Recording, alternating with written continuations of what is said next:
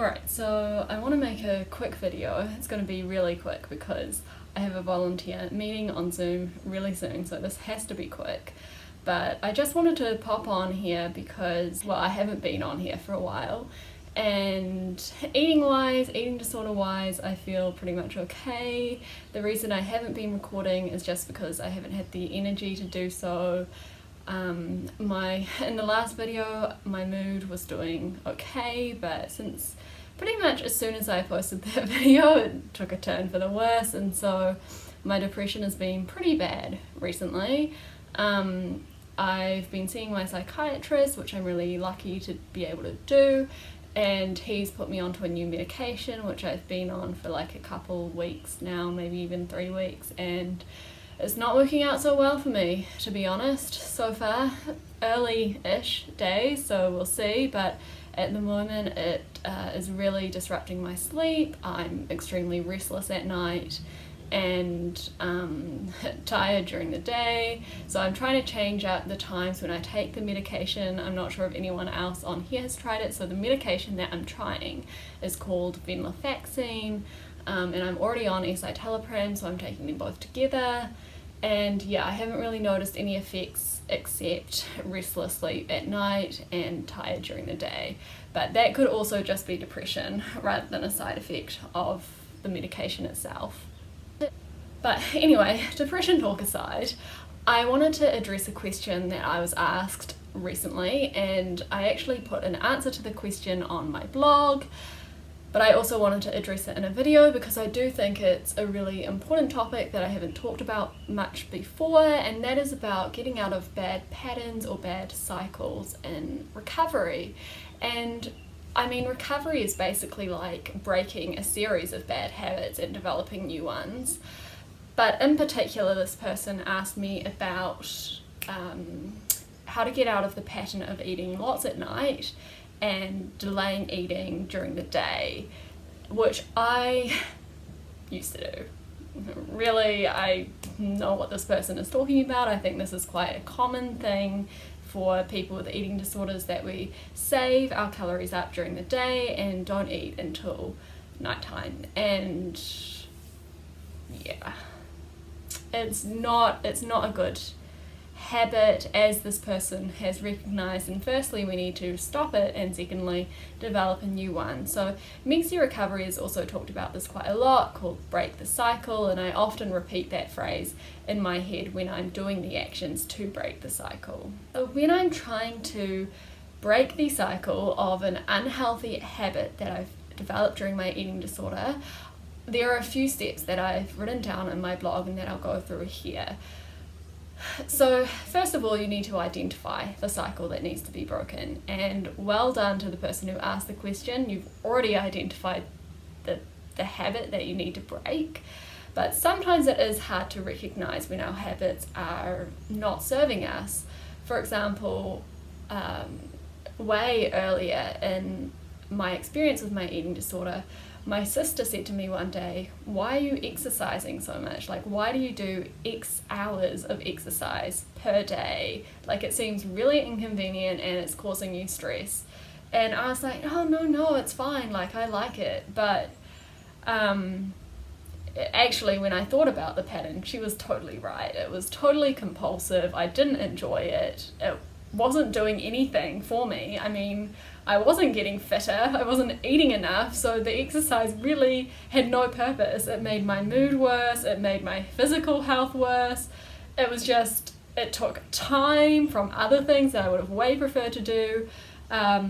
So all in all, sometimes it's hard to recognize that your habits are not serving you, but someone else may well point it out to you. My second point is that you need to understand and reiterate to yourself why the cycle needs to be broken. Because breaking habits is hard, like no matter what the habit. Stopping smoking, stopping watching Netflix every night, like stopping exercise, all of those things, they're really difficult because our brain has become used to us doing them every day. It tells us that, you know, this is how things are, this is what we expect, we get set in routines. I made a list of reasons why I needed to stop eating or stop delaying my eating until nighttime. So, for example, eating only at night is totally antisocial and holds me back from making and developing friendships. Eating only at night makes me feel exhausted during the day. It also means that I waste time during the day because I'm too tired to do anything. It means that my sleep is poor because I go to sleep too late, and I also feel really full and uncomfortable when I try to go to sleep. It also makes my body really confused. It messes up my hunger signals, so then I get these massive hunger signals at night and none during the day, which is just really annoying. And it also messes with my digestion and other bodily functions. It also, eating only at night, continues to reinforce my eating disordered beliefs that I'm trying to overcome, because ultimately, what is the reason for delaying eating at night? Trying to save calories. Why are you trying to save calories? So that you don't gain weight. So if you want to overcome the fear of weight gain, you need to show your brain that it's okay by doing the actions, which means eating throughout the day and at night if you want to. And finally, eating only at night makes me feel quite ashamed, and it also makes me feel guilty and therefore harder to eat the next day. So remember these reasons when you are trying to break the cycle. Okay, I've taken too long. I'm gonna have to go on Zoom now and then finish this video shortly. I'll be back. Okay, so I'm back. Volunteer meeting finished. So let me finish what I was talking about. So number 3, unfortunately, first 2 steps don't matter unless you do this third step, which is to actually break the cycle, break your habit.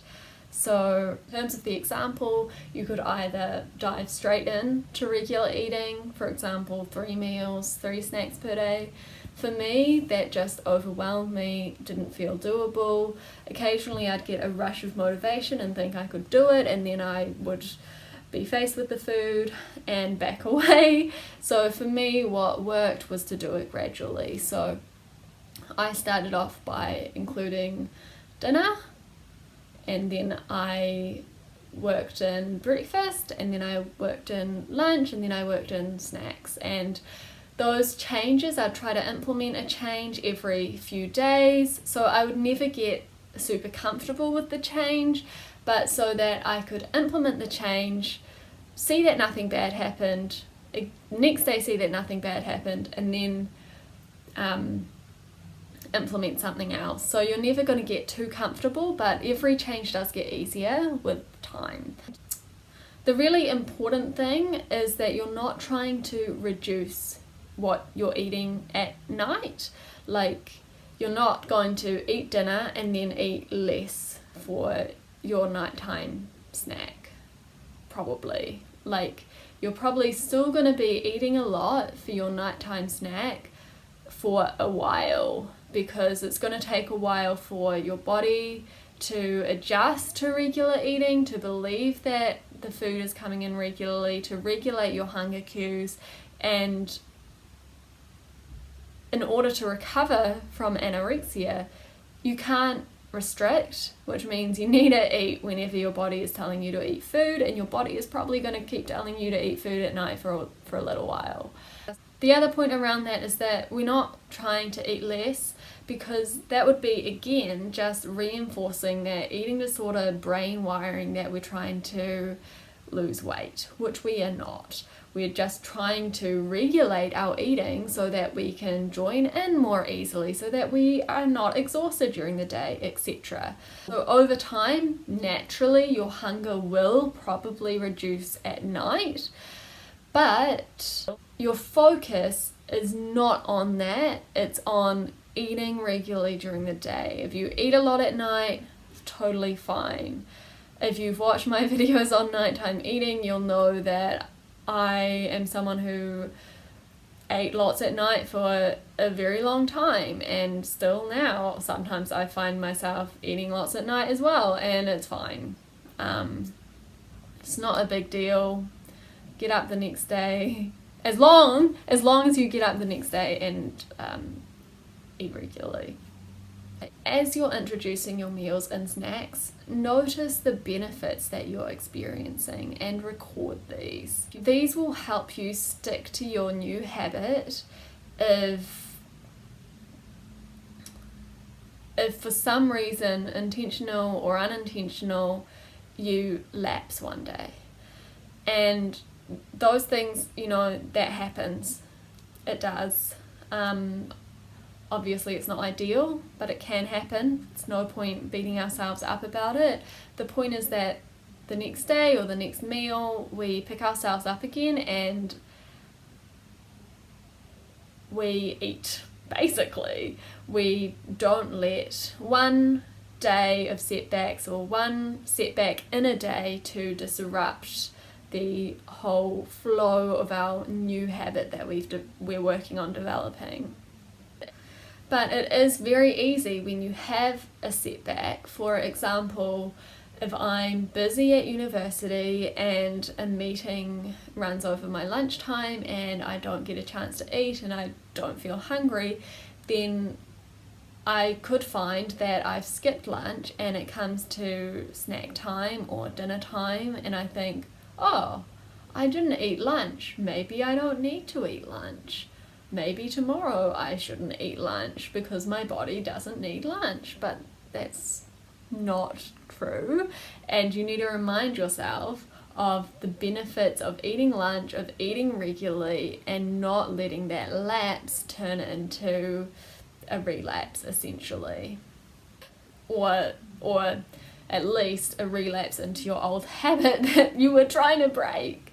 And also, these benefits are going to keep on building as you keep on developing the new habit. So the initial benefits I noticed when I first started eating more during the day was that I had more energy, I didn't feel as fatigued, I had a more stable mood, better digestion, I was able to get more work done, I had better sleep, and I didn't have as much guilt and shame.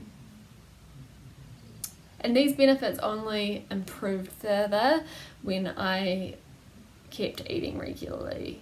I developed regular hunger cues like normal people, which was just amazing to me. And I had lots of energy. I felt less stressed, I was more social, I was able to join in with people, I was more productive at work, I had fewer anorexic thoughts during the day because I find that my anorexia is really fueled by being hungry. And when I'm not hungry during the day, then there's much less anorexia around in my brain.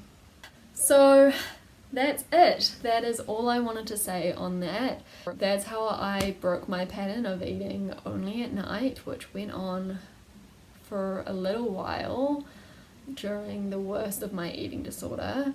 And I honestly cannot emphasize enough how much eating regularly will make a difference to your life, really. And if you feel overwhelmed at the prospect of, oh my gosh, I have to eat 3 meals, 3 snacks forever, then just give yourself a trial period. And that's what I've done often, is I'll be like, okay, well, I'll try this new thing of eating regularly for 2 weeks and see if it works for me. And if it doesn't work for me, I can always go back to my old habit, which you can. I guarantee that you won't want to, but you can. Like, that option is always there. So just give the new habit a go first. That's all I wanted to say, and thank you for watching. I hope that you're keeping well and safe, and I'll try to record again soon. Lots of love. Bye.